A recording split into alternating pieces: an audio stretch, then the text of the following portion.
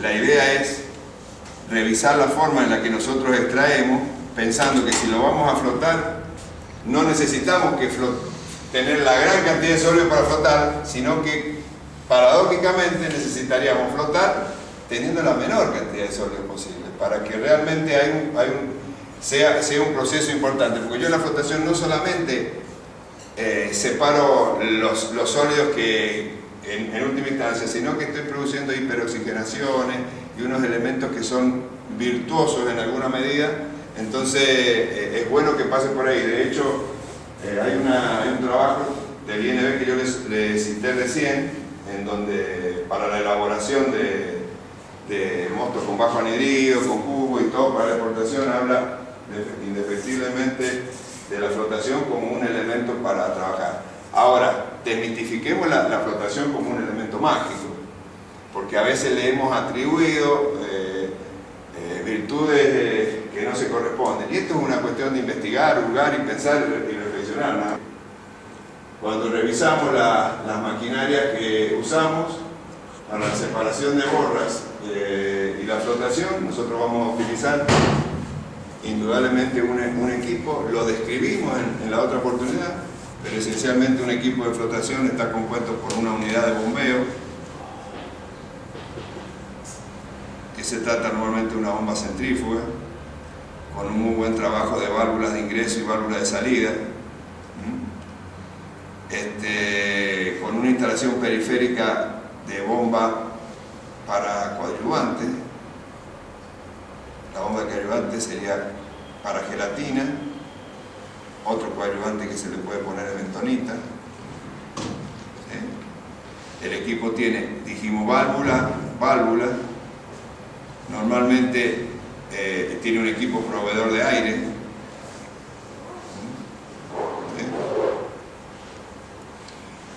Después de buscar muchos lugares durante el perfeccionamiento de esto, porque algunos equipos tenían las inyecciones de coadyuvante en los años 90, los tenían a la salida y tenían que luchar contra la presión de la bomba.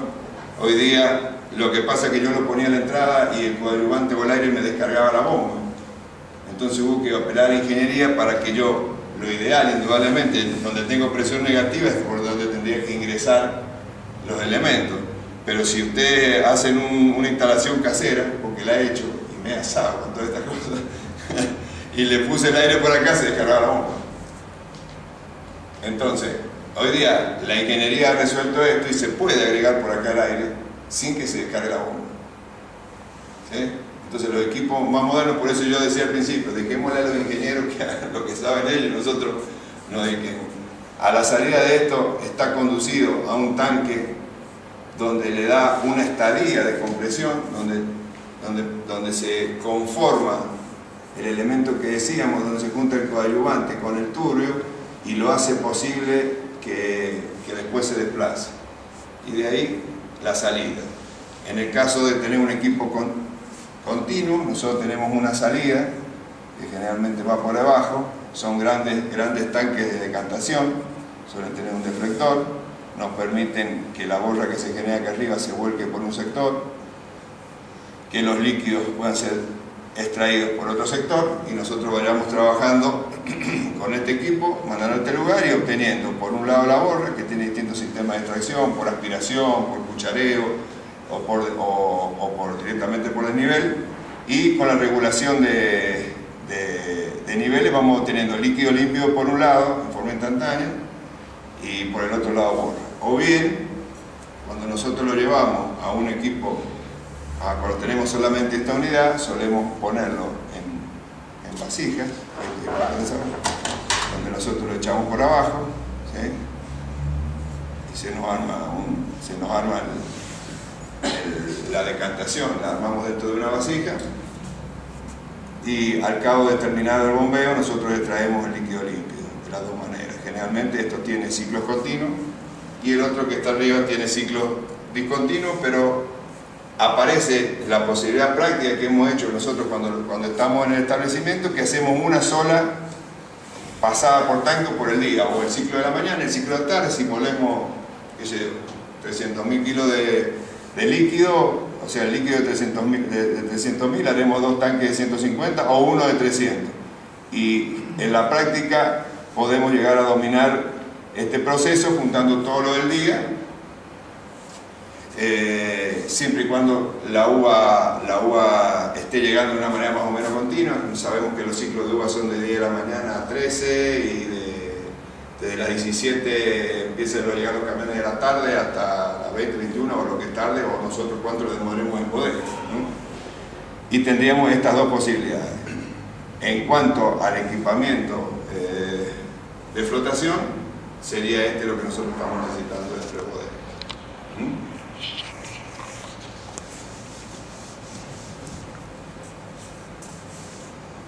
Una vez que ahí se ve un flotador continuo, ¿sí? Donde ahí podemos, si nos paramos frente a lo que escribimos, podemos distinguir las partes. Tiene la unidad de saturación, tiene la cuba decantadora. Hay cubas decantadoras con tendencia a ser más ancha, hay cubas decantadoras con tendencia a ser más alta. Son cosas de ingeniería de los diseñadores. Ahí tenemos otra, esa es más ancha. Ahí tenemos un flotador estático, otro, le llamamos estático, o sea, son cabezales de flotación que nos permiten trabajar en tanques. Ahí tenemos uno que tiene una cámara de compresión más grande. Aquí tenemos uno que tiene una cámara, que prácticamente una cámara de compresión más chica, en este caso. Bien. Nosotros, una vez que hemos flotado, muchos técnicos me dicen: vos me estás complicando la vida con la flotación, porque yo normalmente no tengo borra hasta después de la cosecha y vos me aparecés con la borra ya. Indudablemente es así. Y creo que en la parte práctica es cierto que le complicamos la vida a la bodega, aparece la borra ya, pero justamente la hemos separado de la fracción más importante de calidad que tenemos el producto y está accesible a poder terminar el proceso de extracción de borra. Entonces, hay una serie de precauciones que tenemos que tener: separar las borras, almacenaremos las borras, para eso tenemos que tener las bombas adecuadas, los lugares adecuados. Para procesarlas estableceremos la forma más adecuada o más accesible a nosotros, y si no, tenemos que ver de qué manera la conservamos. Como alternativa a tener las borras integradas al producto que nosotros hacemos, y de alguna manera ese producto, si yo dejo un mosto con la elaboración clásica con sus borras, indudablemente que se están cuidando, no sé si se están cuidando, pero están ahí adentro y son un problema menos, un problema práctico. ¿Qué maniobras tenemos en ese caso? Bueno, en el caso que nosotros hayamos flotado, si flotamos por la vía continua, vamos a tener generalmente una borra liviana que es bombeable y la vamos a ir acumulando. Y si flotamos en la forma de tanque, generalmente la borra es un poco más dura. El tiempo de demora le permite que siga haciendo presión la borra hacia arriba, y solemos lograr niveles un poquito más altos de líquido recuperado. Esa borra nos ha pasado en algunas ocasiones de que cuando sacamos el líquido claro, cuando llegamos abajo nos encontramos que la borra no es bombeable y hay que reponerle líquido para poder extraer. Bien. Cuando nosotros vamos a trabajar la flotación, también aparece un diseño de cómo reparto. Empiezo a desordenar la bodega en función de cómo habitualmente está ordenada. Si yo voy a moler, yo voy a flotar, tengo que tener un pulmón de flotación, un pulmón de despectinización, le llamemos, que a su vez es el pulmón de la flotación. Yo aquí voy a tener el jugo.